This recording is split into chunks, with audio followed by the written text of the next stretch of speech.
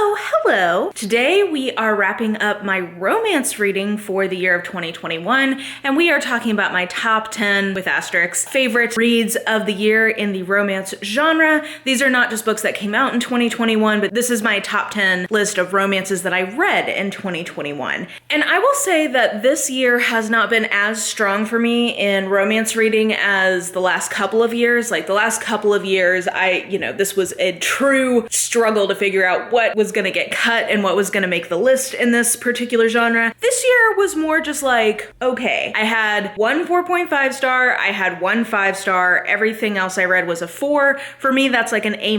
So I did read a lot of what I would think of as A- romances, but in terms of like A+, not as much. But I still feel really good about the list that we are going to talk about today. I feel like we have decent coverage across romance subgenres, not as much as I would like, which kind of makes sense considering how much sci-fi romance I read this year. But anyway, let's get into it, starting at the bottom and working our way to number 1. Okay, tied for 10th place, because I couldn't quite decide which of these I liked better, is I Married a Lizard Man and I Married a Birdman by Regine Abel. Shout out to Izzy from Happy for Now for recommending this book to me, because I've actually really enjoyed reading some of Regine Abel's backlist this year, and I love this series that she has going. It is a marriage of convenience sci-fi romance series. The titles I love because they're so intentionally campy, as are the covers. Particularly I Married a Lizard Man. It's like, yeah, Regine, you definitely get the vibe of what this series is like and who it appeals to.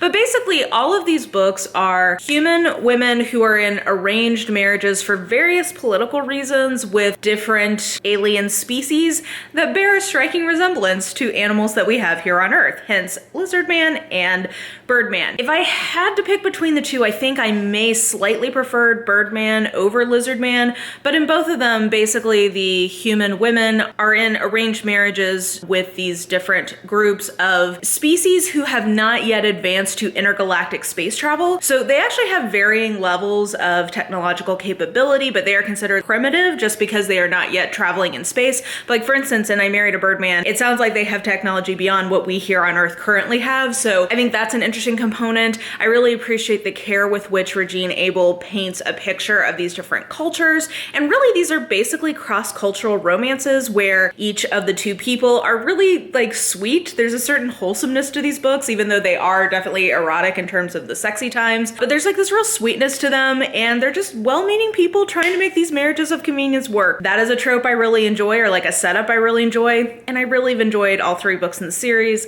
I hope it continues, and that is in my number 10 slot. Then number 9, again, all of my bottom 3 rankings are 2 books in a series because I didn't want to take up like full slots with series entries, so I'm just putting them together. Number 9 is Fire in His Veins and Fire in His Chaos by Ruby Dixon. Now, at the time of filming, the final book in the Fire Blood series has not yet come out, but that is due out on the last day of the year, or possibly maybe it'll get bumped into next year at the beginning. But this is a series that I did not like at the beginning of it, but I kept going because I love Ruby Dixon so much, as you were about to hear more about. I kept going, and I'm very glad I did, because around the 3rd or 4th book, the macro plot in this series really picks up, and I really enjoy where the macro plot has ended up going. I also love that in the Ruby Dixon verse, all of these series are interconnected, and we heard about the events of this book in the Ice Planet Barbarians series. But anyway, basically the setup is that Earth has been consumed in fire, chaos, and destruction from an alien species that are called the Draconi, that are basically like dragon shifter type aliens. And they basically came through like this wormhole into the earth and destroyed civilization as we know it. So this is sort of like a post-apocalyptic sci-fi romance series. And all of our books are, well, there's one where it's a Draconi female and a human male getting together, but most of them are human females getting together with Draconi males. They have fated mates, but coming through that wormhole has like driven all of these aliens mad. So a big portion of the romance is the human women like essentially getting through to them. And I'm enjoying seeing kind of like where the series is going. I'm also very excited that the final book is going to be basically the bad guy and his fated mate. I think that's going to be really interesting. So Fire in His Veins is a Draconi male who actually, I forget now why, but basically he was able to maintain his sanity coming through the wormhole, and he's been passing as human in this human settlement, and he has known that one of the women who's in this human settlement is his mate for a while, but he knows he can't act on it. So I thought that was an interesting setup. And then Fire and His Chaos goes back to Fort Dallas, which we had been away from for a while, but it's back in Fort Dallas, and it's one of the women who is like one of the panty providers, because basically they've figured out that these alien draconi men can have a fated mate and it will like make them sane. So they're trying to like find these human women to be their mates, and they're like putting their panties out to like entice them with the smell. I love how campy and amazing that is as a setup. Basically, our heroine was like horribly injured during the apocalypse when they first came through. I believe that she is missing a limb and she's very disfigured, and so that is a part of her journey, and I felt like that was a really interesting angle, and I thought that it was a particularly good entry in the series. So those two together are number 9. Number 8 is my favorite entry in the Ice Home series that came out this year, and my favorite in the original Ice Planet Barbarian series that came out this year. I guess it was the only one, and it was like the last entry in the original series. So that was Barbarians Bride. This is Bridget's Bane. I obviously love the series. I'm wearing my Merry No Poison Day Christmas sweater today. Like, I love, this is like one of my all-time favorite series. These are some of my all-time favorite books.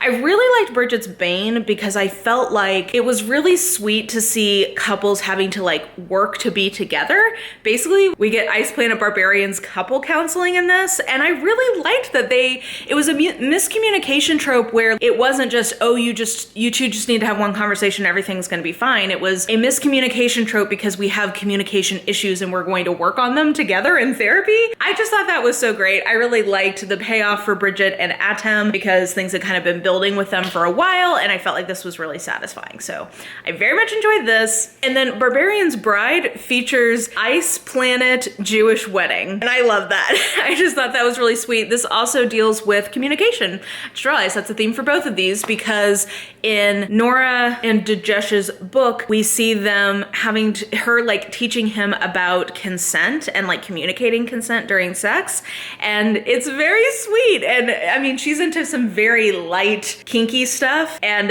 he, you know, being the sweet himbo that he is, like he just cannot imagine ever like holding her down or like doing anything like that. And so they have like a safe word and they work through it. It's just so sweet. I thought it was pretty funny, and just also like I love the underlying message. God, I love that series so much. So yes, those two together are number 8. Number 7 is the Soulmate Equation from Christina Lauren, whose contemporaries I can be hit or miss with, but when the premise appeals to me, I almost always know that I'm gonna have a good time in these books. When they have like tropes that I don't enjoy, they cannot work as well for me, but this was a trope I really liked because basically it is light speculative contemporary romance, because the premise is that there is a dating app that is based on genetic matches, and it is our heroine who is matched, like the highest match that they've ever found, with the owner of the company. And so they are going to try to be in a relationship basically like for PR reasons. They're going to pay her not to like sleep with him, but just to at least give their relationship a try. He is a curmudgeon. She is more sunshiny. She also has a kid already. And I think what I really liked about this one, I liked the dynamic between the two main characters, but I also just really loved the like kind of family dynamics in this one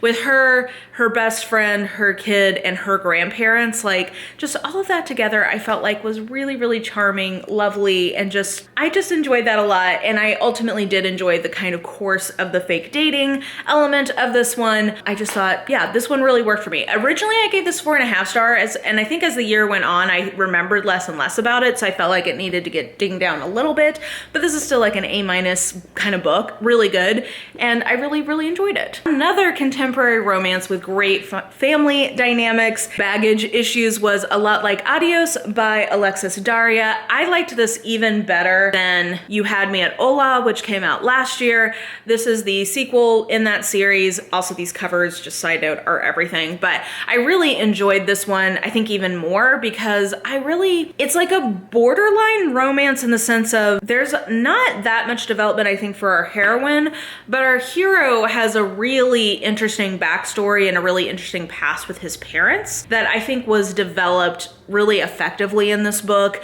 I really felt his baggage and sort of like the weight he is feeling of how he can never live up to his parents' expectations, even though he really wants to. He can't stay in New York because he just can't confront how many feelings he has around all that. So the hero and the heroine were kind of like childhood friends about to become lovers. Then he just totally ghosted. He is back in town, romance landia business reasons, and they reconnect. They immediately like have that fire even more so. They become lovers. It's them figuring out if they can kind of like have a life together now despite kind of some of the past baggage that they have. So I thought the writing in this was really good. I thought the character development was really good. And like I said, I particularly liked the family dynamics in this one. Also, the sex scenes gave what they were supposed to give. Number 5 is Say Goodbye from Karen Rose, which was the finale in her romantic suspense trilogy that has been set in Sacramento. It has been centered around, like, the suspense part has been around a cult.